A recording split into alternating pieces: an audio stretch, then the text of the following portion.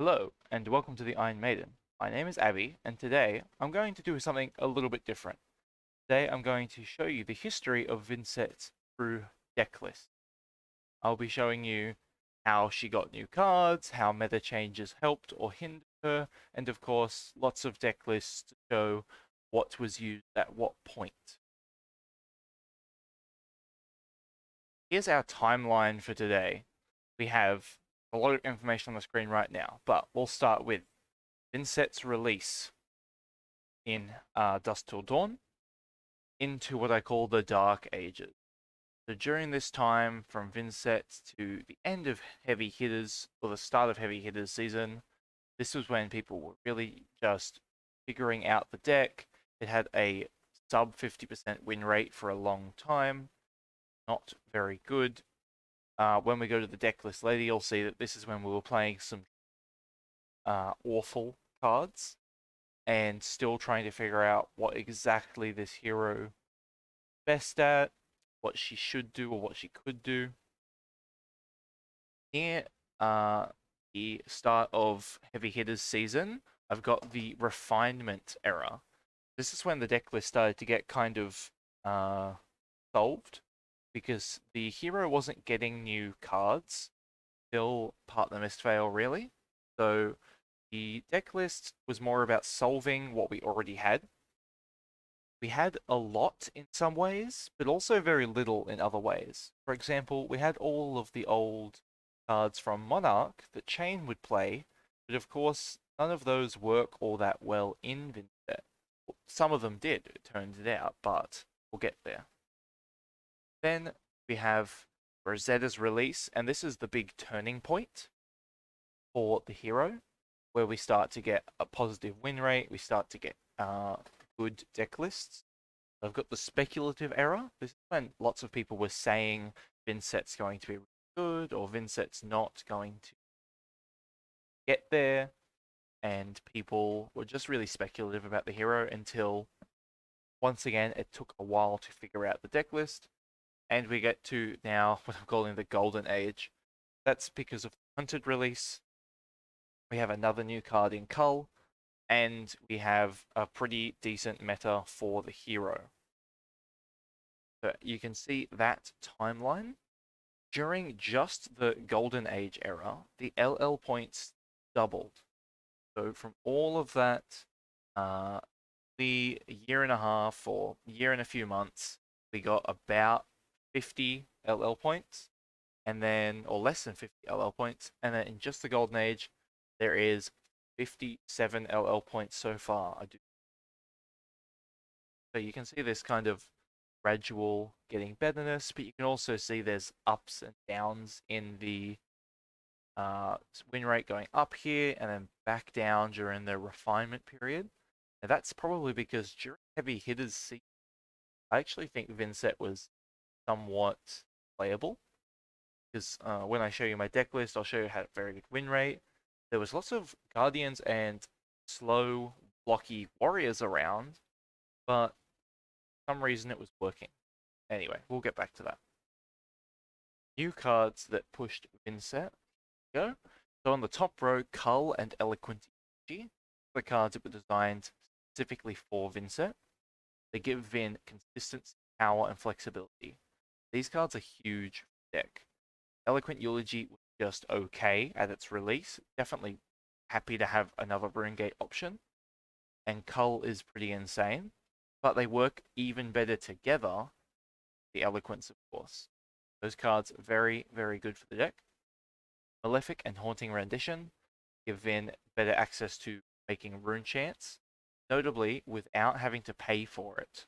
So before Malefic, we were playing other auras that we pay for, or we were playing things to make rune chants that worse, but now we have these ones. And on the last row, Succumb and Machinations. They give Vin really good access to go again, like a Morph Skies would in the past, but they have 3 block and different, generally better effects than a card like Morphrian Skies. These 6 cards are very, very powerful in the deck. Also get to play Yellow Malefic and a few other cards that I. Yeah. Here's the old cards that mostly got cut for these spaces. So Morph Skies used to be a 6 copies or sometimes a 9 copies in most set decks. As they got refined, they took them out because they found that Morph Skies wasn't very strong. But it was one of the only ways to get go again. It was packing your deck full of this card. Both of the Arc Knight, on the other hand, was played as a 3 block.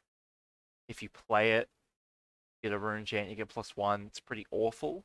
But the deck past had to play blues because it had to pay for things often. More often, you would start a turn, banish, no rune chance, go to 1, and you'd have to pay for an attack from hand. Obviously, not very good. On the row 2, we have Read, Runes, and Rune Blood Incantation. These used to be the ways to make chance in the deck. Rune Blood Incantation, especially, was known to be the best card in the deck. You would take lots of damage or take inefficient lines in order to set one of these up. Because same as Malefic nowadays, you know that it's going to in rune chance. That card is seeing a little bit of play still, especially in decks that play Sonata Galaxia, but Read the Runes, on the other hand, not. Read the Runes used to be played as a setup card, you can play it with Eloquence really rarely, and of course, you can play it after an attack that you've given go again. Best ways to do that, but it was never a good card. And then on the bottom row are the really funny ones that I kind of miss. Lunging Press, and before Lunging Press, Pummel.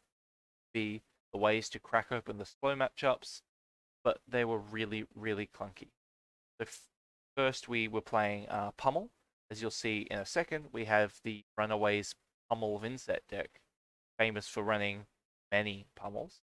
And Lunging Press kind of came to replace that eventually as a way to get over Xaxxi's blocks, maybe trigger your Morph Skies or other effects, as while not taking an extra card from hand, not being so predictable. Okay, so here's our first deck list from July, from basically release up until September was last time it was updated by the Runaways. Is the first attempt that I can remember at a competitive Vynnset deck. The Runaways were a massive proponent of Vynnset when she first came out. I know that some of them still love the deck, but are very frustrated with its inconsistency. This deck list currently has 23% Talishar win rate, fairly low, but it's a very old deck and it has nearly 2,000 games and it's public. So people trying the deck for the first time, and it's just kind of old. You know, look at that.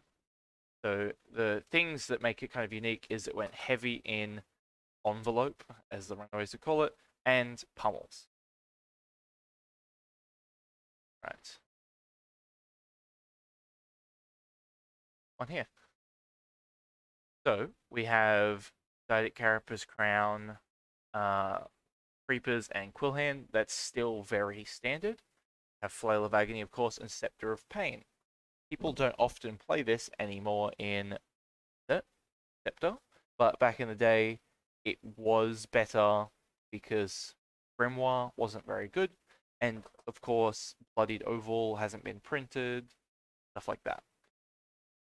Here we've got the normal 9s, bunch of these. For some reason, we've got 2, and we've got some Phantom Wraiths here. This points to the deck wanting blues. Got lots of here, Dread Triptych as well, that used to be a popular one, because this deck wants to blue to play for Envelop, and then a Pummel as a threat, at least.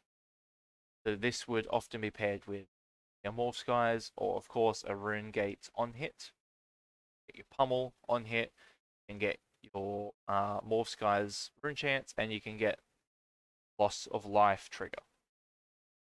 Moved out with Incantation, Reduce Rune Chant. Sideboard, you've got some Illusionist tech, sort of one-ofs to help smooth out more matchups, maybe. More Pummels, Carrion Husk. Yes. This is a Deck list that knows what it wants to do. It has basically 9 ofs of a bunch of cards, but it's very, very weak in a lot of ways. I'm not sure how this deck list would fare these days if you just played it. I haven't done that. I'd be interested actually. That would be a fun experiment to try and play these deck lists. But for now, let's go to the next one. This is my deck list from July, March. This is my version of the deck based on the Runaways. It was a copy of the Runaways deck that I edited for year, just about. My experiment as I went through the early days, the dark ages of Vynnset times. Has a 64% win rate on Talishar with 100 almost games. And I used this deck list to top 8 a pro quest. After I had done that, that's when I about stopped and started making a new list. So this deck list fairly good. The heavy hitters sort of season is when top 8 that pro quest. It has lots of win rates. What it doing with all of this?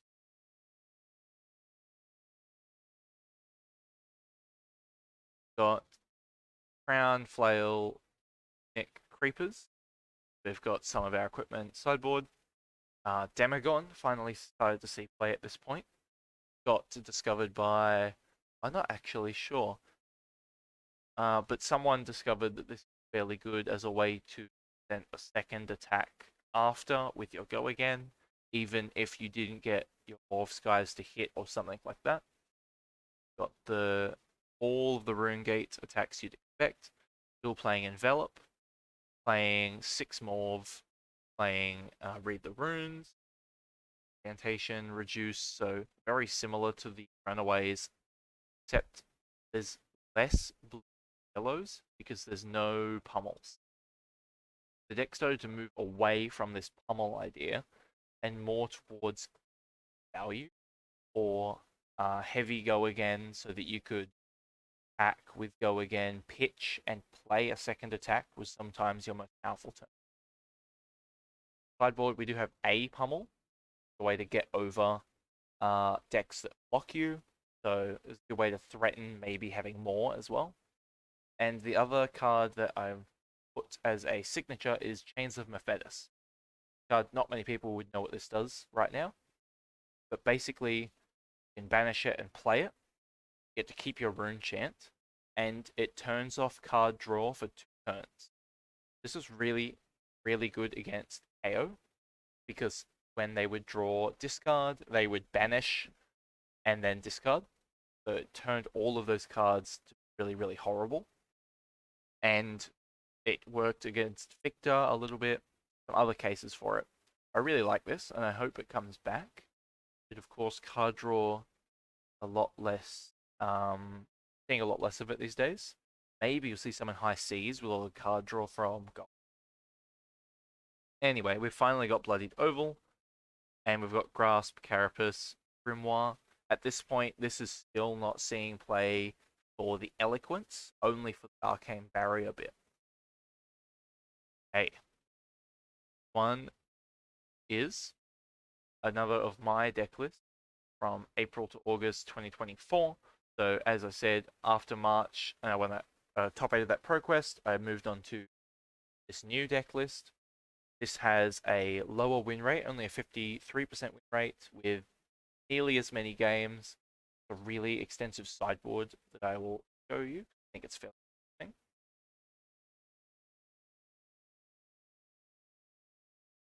Go. So we can see got our main board. We're playing Grasp as the main at this point. Got more Envelop in the main. This deck does try to pitch more or use Tunic more, the better version of that.